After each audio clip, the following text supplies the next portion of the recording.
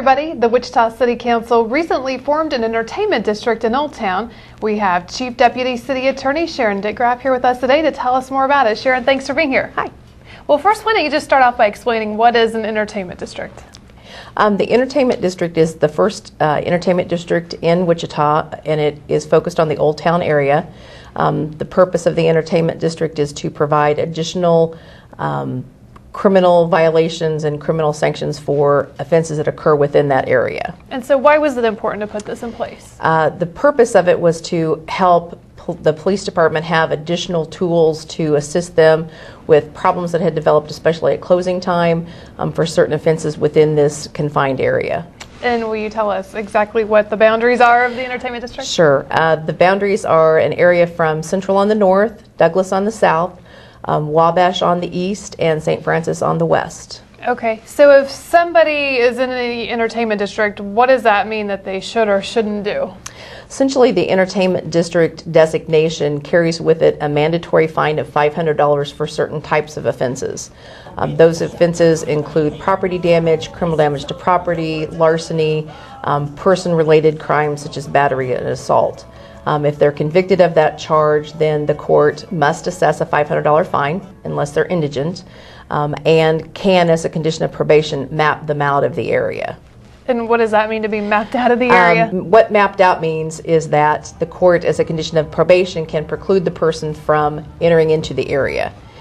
If the person re-enters the area, then the court or a law enforcement officer can file an additional charge or an additional crime that carries with it a fine of $1,000 and a year probation. So are these fines and these rules a lot stricter than what they used to be? The fines are higher. We do have the mapping conditions for prostitution emphasis areas, but this would be the only area that would have its own mapping charge, which could be available if you essentially violated the term of your probation and came back into this designated area. What about loitering? One of the provisions that the council passed is to prohibit loitering outside of entertainment establishments, primarily between the hours of 11 p.m. and 3 a.m. The goal of that was to deal with the crowds and the issues and problems, criminal acts that were occurring immediately outside those clubs. A law enforcement officer has to give the person an opportunity to leave the area before any kind of loitering charge could be brought against them. Okay, and I know that the entertainment district is just one of a few different things that the council has implemented. Right. The council passed a number of ordinances regarding entertainment establishments that will be applicable throughout the city. Those include the loitering that we talked about. There are requirements for the club owners as well as patrons to leave in a timely manner. And again, the goal is to get those crowds cleared out at closing time. The city council took a number of proactive steps back in 2012, installing more lights, installing cameras in conjunction with private businesses to help make the area safer.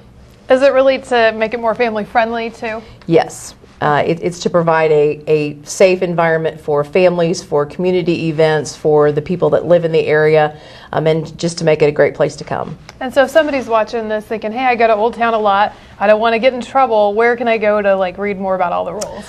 There's information on the city's website, and certainly wichita.gov has all of the city ordinances, and that information is readily available. Anything else you want people to know? I don't think so. All right, well, thanks for being here. Great, thank you. And thank you for watching this City 7 News Now update.